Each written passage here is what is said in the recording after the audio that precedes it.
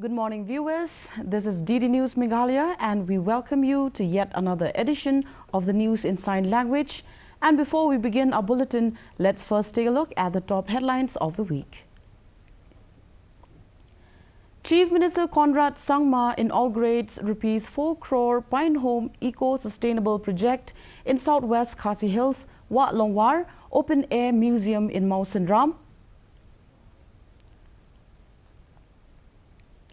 Meghalaya launches ₹20 crore Kidenjat initiative to explore Khasi Jaintia historical and cultural links with Southeast Asia.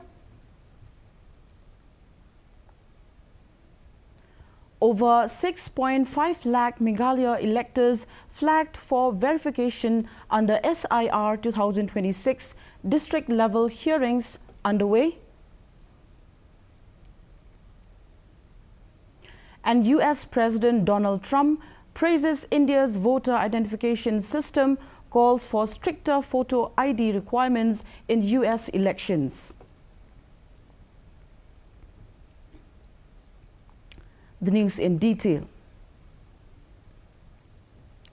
Chief Minister Conrad K. Sangma inaugurated the Pine Home Eco-Sustainable Project at Mau Langwer village in southwest Khasi Hills and remotely inaugurated Wat Longwar Open Air Museum in Mawsynram. The 4 crore Pine Home project, funded by the state government through Meghalayan Age Limited, was built by local professionals using sustainable architectural designs and technologies from Slovakia. Addressing the gathering, Sangma said the project combines sustainability, local knowledge and modern innovation with features including natural heating, recycled materials and rainwater conservation.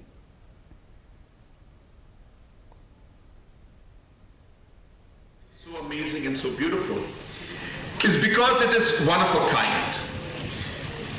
We have always used the word sustainability, eco-friendly, in all the possible ways that we can, but it is never meant or really never implemented to the core, if I may.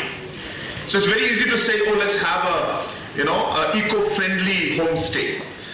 But at the end of the day, we end up using cement, we end up using bricks, we end up using rods, we end up using so many things that actually are not making it sustainable in the true sense. And why this project is different and amazing is because at every core of what this project looks like, feels like, and has been designed and made is to the core, as I said, sustainable.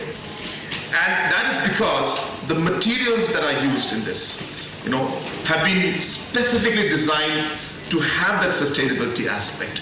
The design of the building has been looked at from the sustainability aspects. The East Khasi Hills Police felicitated traffic police personnel and home guards at the Police Reserve, Jail Road, in recognition of their dedicated service in managing traffic across Shillong. Superintendent of Police Vivek Aim appreciated their efforts despite long hours on the roads, difficult weather conditions and criticism from the public.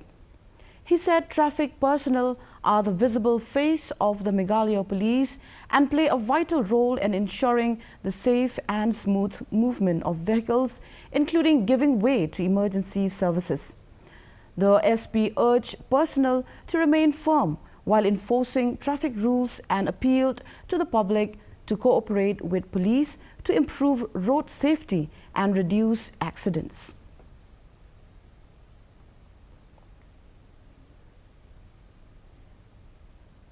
An Ayushman Arogya Shivir was organized at Nongbare Lintiar village in Amlarem subdivision, bringing essential healthcare and awareness services closer to the community. The camp offered maternal and child health services, NCD and cancer screening, TB services, counseling and referrals, along with MHIS, PMJAY registration and Aadhaar linking. Health officials also sensitized residents on HIV prevention, cancer awareness, child health and nutrition, while stressing the importance of preventive health care and a healthy lifestyle. Meghalaya CM Conrad Sangma launched Kidenjat, a 20 crore initiative to research the historical, linguistic and cultural links of the Khasi Jaintia people with Southeast Asia. The project will cover the Khasi, Jaintia and Garo regions with a focus on strengthening research, cultural exchange, tourism and academic collaboration. Sangma said the initiative would help younger generations reconnect with their roots and encourage young researchers to study Meghalaya's historical links with Southeast Asia. Arts and Culture Minister Sanbor Shulai and Arts and Culture Department Principal Secretary Frederick Roy Karkongor were also present. At the outset, I would like to congratulate the Art and Culture Department for the launch of Kidenjat, which is, of course, the re-examining of the Khasi Jaintia socio-cultural linkages with Southeast Asia. For all the hard work that has been put in this very, very short period to actually give a structure to this entire objective that we have laid in front of us. To lead the state, to work for the state, to work and to serve our people. I felt that this is one of the most important missions that we should have, because this will have one of the biggest and the long-lasting impact for years and generations and decades to come for the people of our state. So that is really how everything began. And of course, I was very keen to ensure that we would expand this and we should cover the other major tribes. And that's how my discussion started with our Art and Culture Minister, with Ba Freddy, and of course with Ba David. And that's how this discussion took shape. And as I said, in a very, very short period of time, we all are here today to actually officially launch this particular mission, if I may.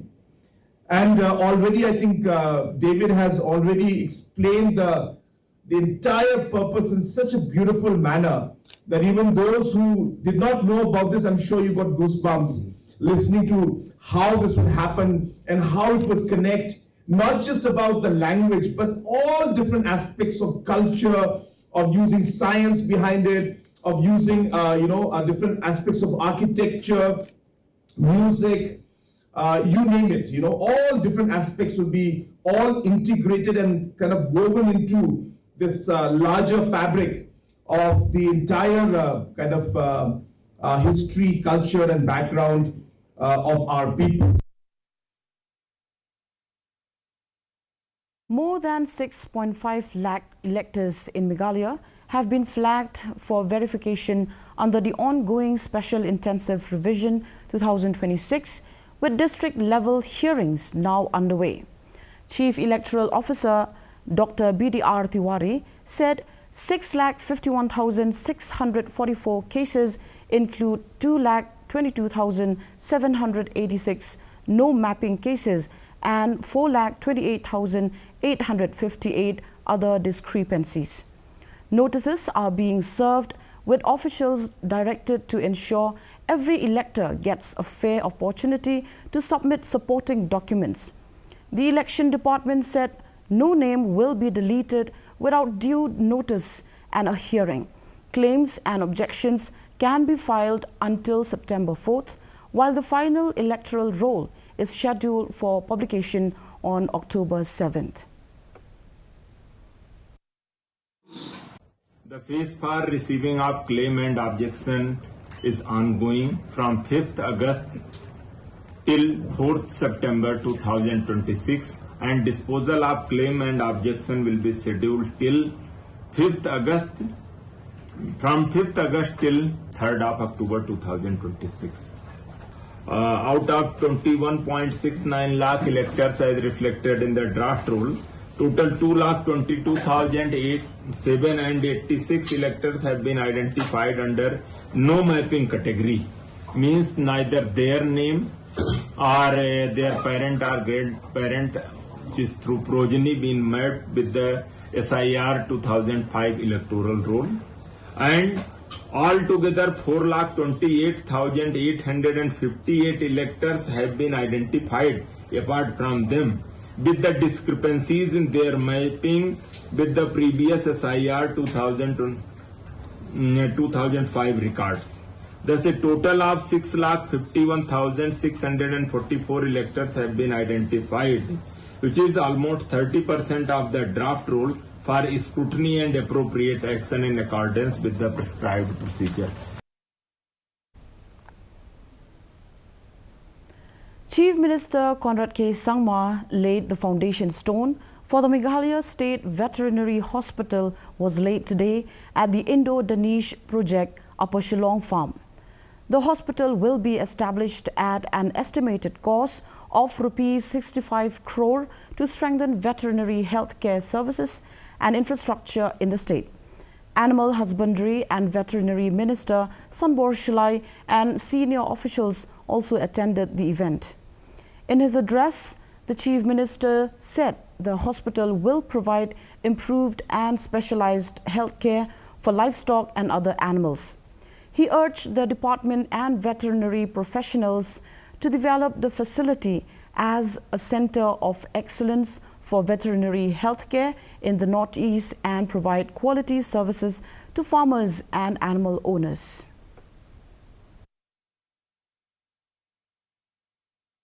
Department requires a solid ecosystem.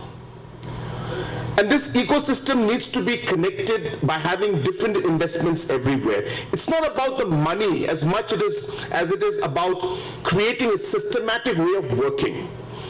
And I think for too long, I've seen veterinary department work only on schemes. So you're figuring out what scheme to implement. You're figuring out whether you have done the vaccination. You're figuring out whether you have distributed the piglets or not. Not really focusing on the larger purpose and goal of seeing how livelihood can be created and how the demand and supply difference can be minimized by focusing on animal husbandry and veterinary and creating a right ecosystem to achieve these goals. And I think we are not on that track right now. So that's really the larger message that I have for you. We need to sit down and ensure that we create that ecosystem now. And we need to start thinking beyond our boundaries. You know, sometimes I listened to this. My message to you today is that even if each one of you, I'm talking about all the officers here, can pick up something and say, well, you know what, I'm going to solve this problem. And I'm going to do it. I'm not going to wait for secretary or my director or my principal secretary or my chief minister or my veterinary minister to figure out. I'm going to do it. And I'm going to solve this problem because I've seen this problem for so long and I'm waiting for the system to respond. The system is not responding, so I'm going to respond. The Meghalaya government on Wednesday handed over ex gratia assistance of Rs 2 lakh each to the families of 5 Meghalaya residents who died in a hotel fire near Tarapit Temple in Birbhum, West Bengal. The assistance announced by Chief Minister Conrad K. Sangma was distributed at the families' residences in Dalu by Minister Brenning A. Sangma in the presence of the Dalu Additional Deputy Commissioner. The 5 victims were among 8 people who died in the fire on August 17. The state government extended the assistance as a gesture of support and solidarity with the bereaved families. Meghalaya police arrested 3 senior KSU leaders, President Raymond Kharjana, General Secretary Reuben Najjar and Vice President Pinkhmenlang Sanmet, late Wednesday night in connection with violence during the union's Black Flag bike rally in Shillong. Police said they have been booked under various provisions of the Bharatiya Nyaya Sanhita, including those relating to damage to public property causing hurt and unlawful assembly. Police said the rally resulted in 31 vehicles being damaged and several people injured, with allegations of stone pelting, arson and assaults. Around midnight, SF-10 personnel cordoned off the KSU office at Jayao Padang to detain the leaders. The operation triggered protests from local residents, following which police used tear gas shells to disperse the crowd.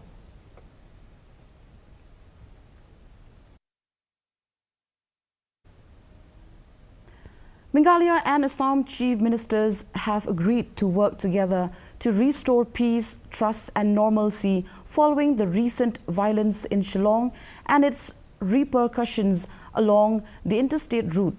Chief Minister Conrad K. Sangma said designated cabinet ministers from both states will meet to take the discussions forward and explore measures to normalize the situation. Assam Chief Minister Himanta Biswa Sarma described Assam and Meghalaya as sister states and stressed the need for mutual respect, restraint and sensitivity. Both leaders appealed to citizens to maintain peace and harmony, stressing the deep social, economic and people-to-people ties between the two neighboring states. BJP National President Nitin Nabin has announced the party's new team of national office bearers. The appointments include 13 national vice presidents with leaders such as Vasundhara Raje Scindia, Ram Madhav and Baijayant Jay Pandey. Union Minister Piyush Goyal has been appointed National Treasurer, while B.L. Santosh will continue as Organizational National General Secretary. 8 leaders including Vinod Taude, Sunil Bansal, Smriti Irani and Biplab Kumar Deb have been appointed National General Secretaries. The BJP also announced new heads for various morchas. Prime Minister Narendra Modi congratulated the newly appointed office bearers and expressed confidence in their contribution to the party and public service. The National Testing Agency has revamped its examination team by removing 600 experts and onboarding new experts. In a social media post, the Ministry of Education said that a 4-tier question paper checking system will be put in place by NTA to strengthen the scrutiny of examination papers. The NTA will also induct 20 to 25 officials in the next 2 to 3 weeks. Further, NTA offices will be shifted to the new premises where security will be reinforced with CISF teams. NTA decided on the direction of Union Education Minister Prahlad Joshi to put in place all necessary security and related infrastructural facilities for the smooth conduct of examinations.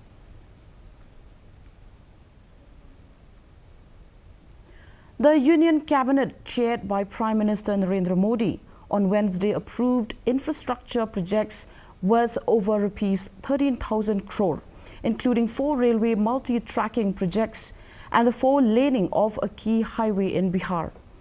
The 4 railway projects worth Rs 9,450 crore will add around 410 kilometers to the rail network across Andhra Pradesh, Odisha, Tamil Nadu and West Bengal. The Cabinet also approved the 82.6-kilometer Muzaffarpur-Sitamarhi-Sonbarsa section of NH22 in Bihar for 4 laning at a cost of Rs 3,590.73 crore. The project is expected to improve connectivity to the India-Nepal border, reduce travel time and boost economic activity and tourism.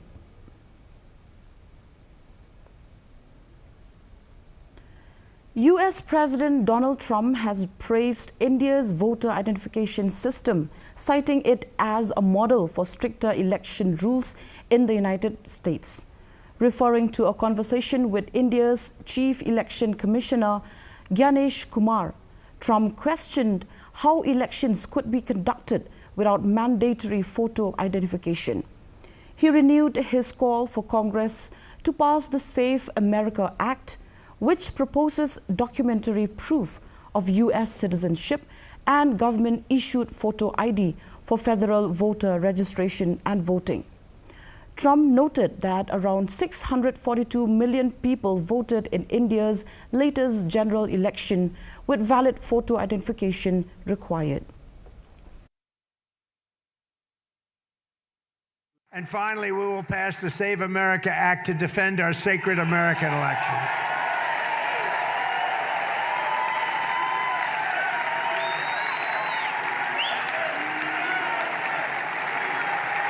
Because all voters must have photo ID, and all voters must provide proof of citizenship.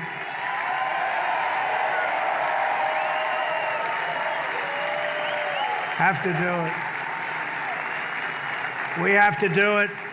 And mail-in ballots, we're going to make them so secure you have no idea. If you want to stay home, you can do it, but we got to make them secure because they are crooked as hell. So thank you. Thank you very much. The state-level Spandan League football tournament concluded in Tura on Thursday with Kalkame FC Tura emerging champions. In the final against Simsangre United FC, both teams were tied by 1-1 in regulation time before Kalkame FC won 7-6 on penalties. Simsangre United FC finished runners-up while Bakmara FC secured third place. Kalkame FC's Niku CH Marak was named the best player of the tournament. The four-day tournament organized by FTR HQ headquarter BSF Meghalaya saw participation from 8 teams and was held under Sai and Khelo India initiatives as part of the BSF Diamond Jubilee celebrations. And before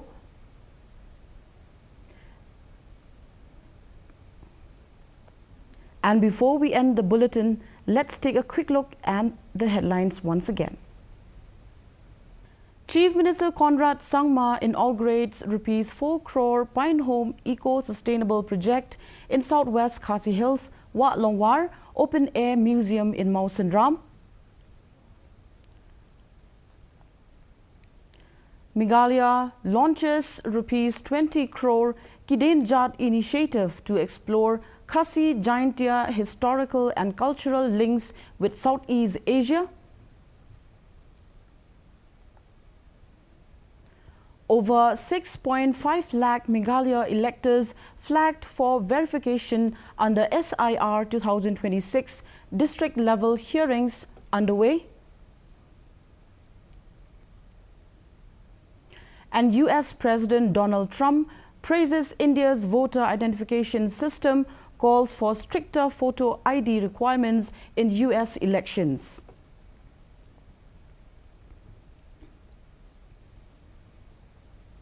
Well, viewers, that's all we have for you in this week's edition of News in Sign Language. Do join us again next week for the top headlines of the week. Thank you for watching and have a great day ahead.